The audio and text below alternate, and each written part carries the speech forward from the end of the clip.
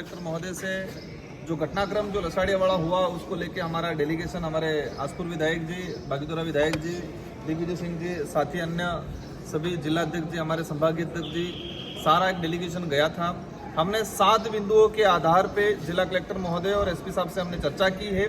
इसमें मेन बड़ा जो बिंदु है, एक उदयपुर सांसद मन्नालाल जी रावत,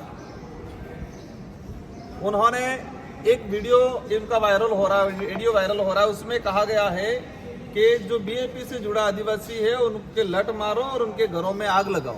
1 महीने पहले का ये वीडियो वायरल हुआ है और इसी का परिणाम लसाड़िया में, क्योंकि बीजेपी के कार्यकर्ताओं को लगा कि हमारा सांसद कह रहा है कि घरों में आग लगाओ, लट मारो, उनको पत्थर मारो, इस तरह से एक सांसद उकसा रहा है बीजेपी के कार्यकर्ताओं से।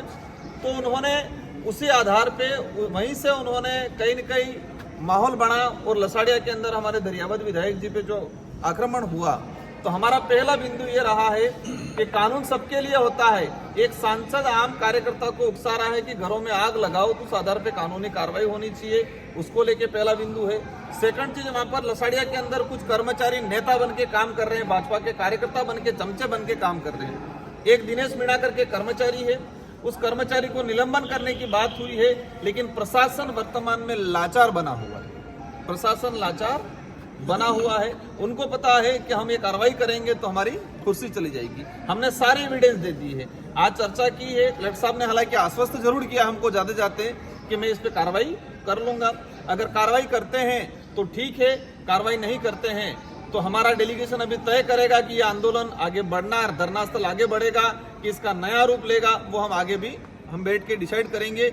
लेकिन यहाँ पर जो स्थिति बनी हुई है, भाजपा ने अधिकारी कर्मचारियों को इतना डरा रखा है, धमका रखा है, और कुछ बात अलग है, कुछ चापलूसी कर रहे हैं वो अलग है, लेकिन लसाड़िया घटनाक्रम में जो कर्मचारी दोषी है उस पर किसी प्रकार का कानूनी कार्रवाई शिक्षा विभाग की तरफ से, कलेक्टर साहब की तरफ से अभी तक नहीं हुई है। 5 दिन होने आ गए हैं।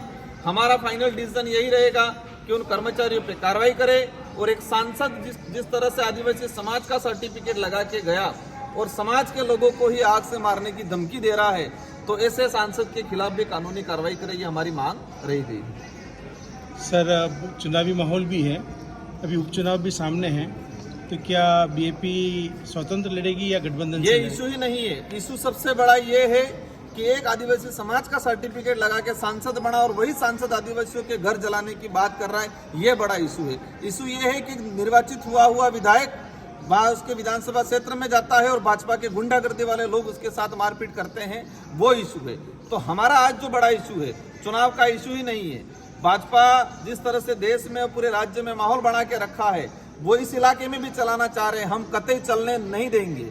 हम चाहेंगे संवैधानिक दृष्टि से शांतिपूर्वक तरीके से मामला निपट जाए, बाकी हमको जेल जाना पड़े उसके लिए भी तैयार है। ठीक सर, थैंक यू।